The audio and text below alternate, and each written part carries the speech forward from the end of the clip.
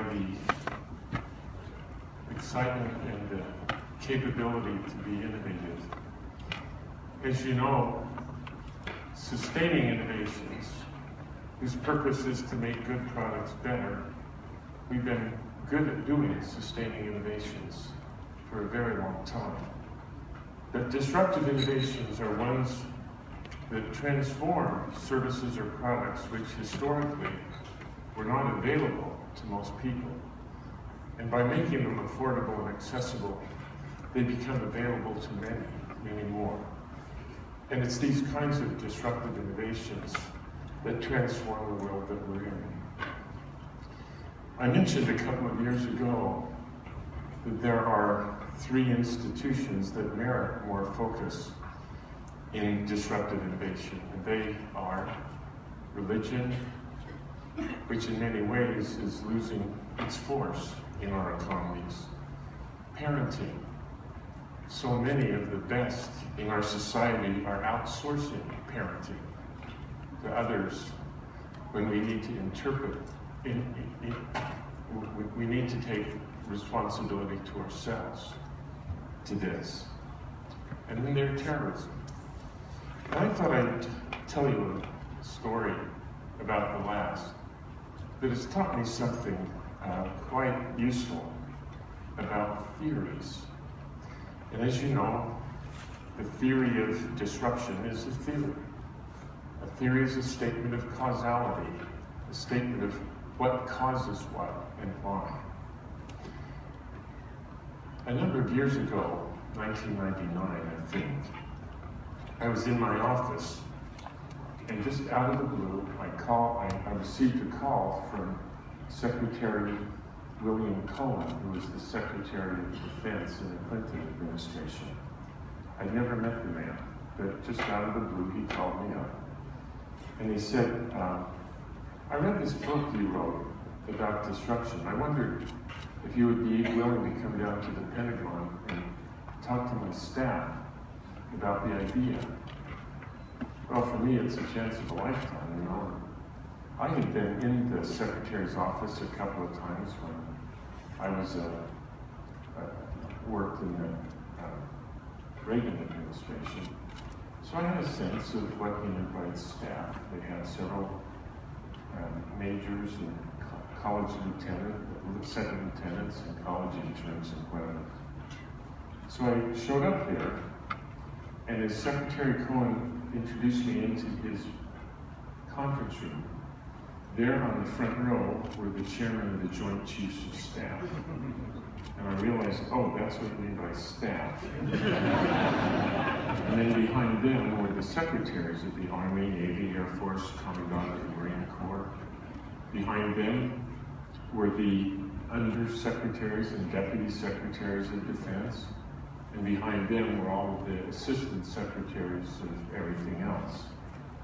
And there are about 40 people there. And Secretary Cohen said to me, you've got to understand, this is the first time since I began serving as secretary when I've been able to assemble my whole staff. So then I said, ooh, what do you want me to do? And he said, oh, just present your junk. That was a quote. And so I did. I had a presentation about disruption, and I had 2 slides. The first one just laid out the basic idea. And that is, in every market, there are trajectories of improvement that innovative companies provide. And most innovations make good products better, sustaining innovations. But what makes it, innovations that make products affordable and accessible, we call disruptive innovations. And I described that they always start at the simplest end of the market, solving simple problems for simple people. And from that environment, it moves up step by step to be able to do more and more. And the leaders in the markets have a hard time going down because their path for profit always is to make good products better from where they are. And it's these kinds of innovations that come in at the bottom of the market that transform industries. And then after I described this theory, I said, now let me explain how this works with a very different industry application than you'd imagine, and that is steel. And I did it just so that they could visualize this in an abstract way. And so I described how in the steel industry, like every industry, there are tiers in the market. At the bottom of the market are simple products.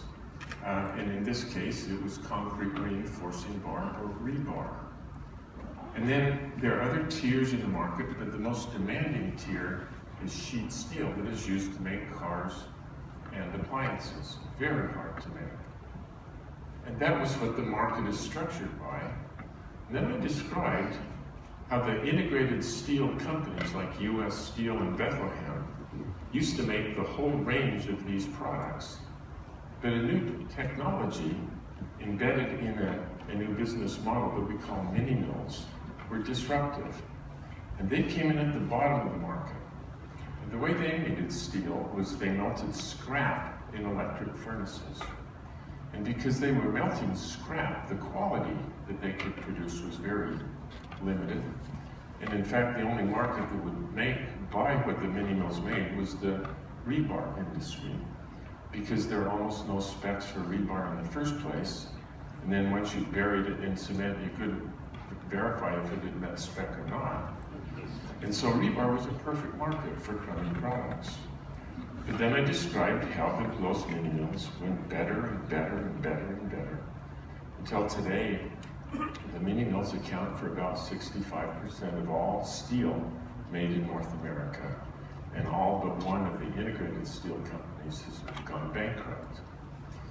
Well, after I finished that story, General Shelton, who was the chairman of the Joint Chiefs at the time, put his hand up, and he said, "Clay, you're clueless about why we're interested in this stuff." And I said, "I am clueless." And he said, "Let me explain." And he went up to the diagram, and he said, "You know what you say is the most demanding tier of the market is sheet steel in that industry. In our industry," he said, "that's the Russians. They historically have been the most demanding problem that we've had to defend against."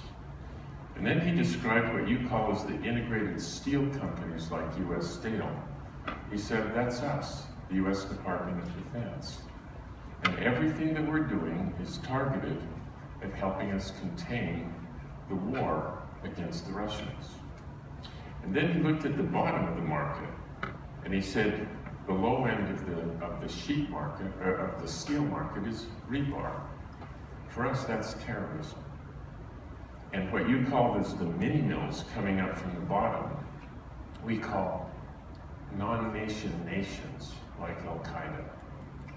And he said there isn't anything about how we're organized to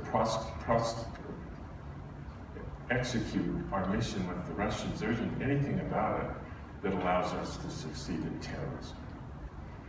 And then he sat down, and all of the hands in the room went up. And for 2 hours, they were throwing questions at me and with each other, and arguing against each other around is this disruption happening in our world.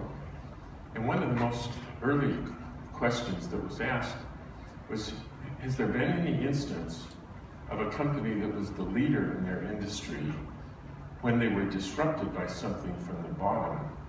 Is there an instance where the leader stayed as the leader? And I said there are a few, but in every case, they succeeded by setting up a completely different business unit and giving it a charter to disrupt the parent. And that's the only time that it has happened. And a few times in the discussion, I'd say, "Guys, look, I just have 4 more slides. Can I finish the presentation?" And it always needed to come back. Anyway, it lasted for about 2 hours. Within 2 months, they had decided to set up a different organization in the Defense Department. They had the Army, the Navy, the Air Force, and then this new one, which was called the Special Forces Command. And its charter was to create a completely different business model to go after this disruption in our space. So I've thought about this a long time. As those of you who know me know that Clayton Christensen is the most average of average men. Totally on every dimension, totally average. Given that, why in the world would the Secretary of Defense call Clayton Christensen in the first place? And what was even crazier was why would all of those people who knew more about offense and defense than any people alive, why would they ask Clayton Christensen questions? And what was even crazier was why would they take notes about the answers that I gave? And then I realized it had nothing to do with the averageness of Clay Christensen. But there was a theory, one of several that have emerged from my research, and this theory of disruption was there, and the theory had voice, and the theory had logic, and the logic of cause and effect. A theory has experience. This disruption has happened over and over again in industry after industry, decade after decade. The theory has experience. This is the first time that disruption has occurred in defense. And because of that, the logic and the language and the understanding of causality had great effect. Clay Christensen didn't, but the theory did. And that changed my life, because I don't need to be anything more than an average person. But if we can have an understanding of causality in the problems that we're trying to address, and if we take the time to be sure that everybody involved understands the statement of causality that is articulated in these theories, we can have a great impact. Now, what happened subsequently is in 2011, the current president and his staff decided to shut down this Special Forces Command and take the missions that had been there and stuck them back into the Army, Navy, and the Air Force, and asked those institutions to engage with terrorism. And so there we are, trying to counter terrorism with F-34s.